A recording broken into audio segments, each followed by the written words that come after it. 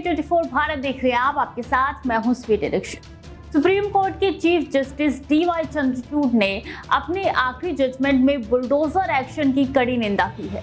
उन्होंने कहा है कि कानून के शासन में बुलडोजर के जरिए न्याय स्वीकार्य नहीं है। किसी की संपत्ति को नष्ट करके उसे न्याय नहीं दिया जा सकता है। बुलडोजर चलाने की धमकी देकर लोगों की आवाज को दबाया नहीं जा सकता है। ये कानून की नजर में सही नहीं है, ऐसे स्वीकार्य नहीं किया जा सकता। Chief justice DY Chandrachud, justice JB Pardiwala और जस्टिस मनोज मिश्रा की बेंच ने कहा कि बुलडोजर के जरिए न्याय करना किसी भी सभ्य न्याय व्यवस्था का हिस्सा नहीं हो सकता। 3 जजों की बेंच ने कहा कि अवैध या गैर कानूनी अतिक्रमणों को हटाने के लिए कार्रवाई करने से पहले राज्यों को उचित कानून प्रक्रिया का पालन करना चाहिए। बुलडोजर जस्टिस स्वीकार्य नहीं है।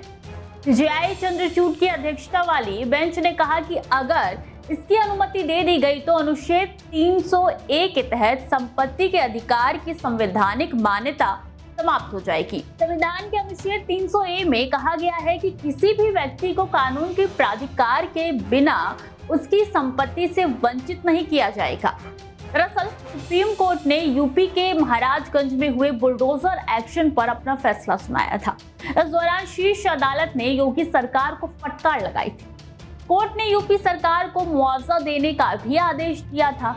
योगी सरकार के बुलडोजर एक्शन पर चीफ जस्टिस DY चंद्रचूड़ ने कहा कि आप इस तरीके के लोगों के घरों को कैसे तोड़ना शुरू कर सकते हैं।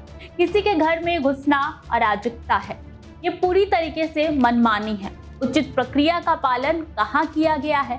चीफ जस्टिस ने कहा कि हमारे पास हल्फनामा है जिसमें कहा गया है कि कोई नोटिस जारी नहीं किया गया था। आप केवल साइट पर गए थे और लोगों को सूचित किया था। क्या इससे न्याय का उद्देश्य पूरा होगा? चंद्रचूड़ ने कहा कि जिसका घर तोड़ा है उसे 25 लाख रुपए का मुआवजा दो।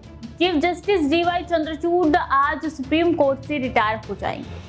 बता दें 9 नवंबर 2022 को उन्होंने सुप्रीम कोर्ट में चीफ जस्टिस का पदभार ग्रहण किया था।